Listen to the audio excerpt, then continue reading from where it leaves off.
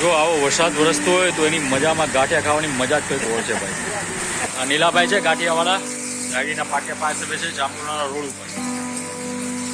સરસ મજાના એકદમ નાયલોન ગાંઠિયા બનાવે છે ભાઈ.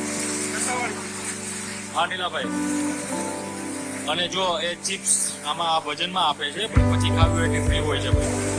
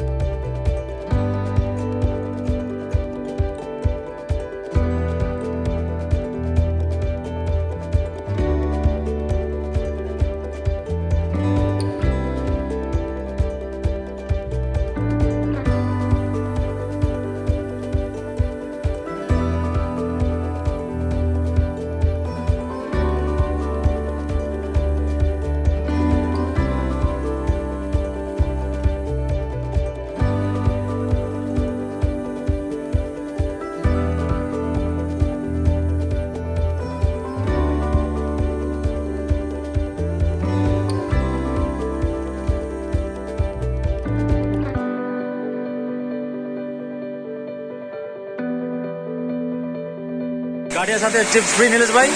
ના, એટલે વજનમાં થોડીક નાખી ગાંઠિયા ભેગી. ઓકે.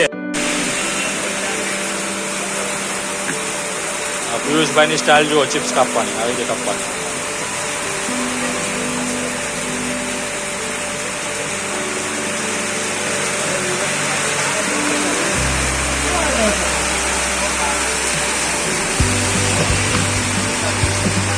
મારા નિલેશભાઈ એવું કહે છે કે મારા ગામમાં ને ગાંઠિયા ખાધા વગર કોઈ સુવે જ નહીં.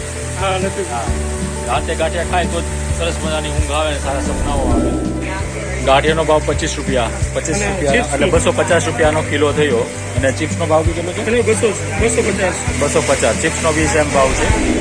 પિયુષભાઈ ચિપ્સ બનાવે છે મસ્ત ગરમ ગરમ.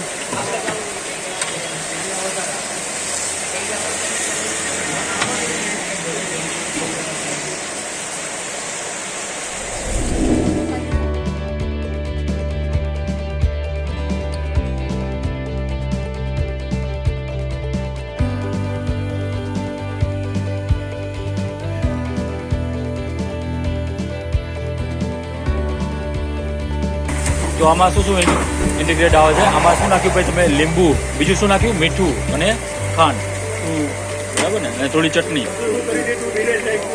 વાહ વાહ, સરસ.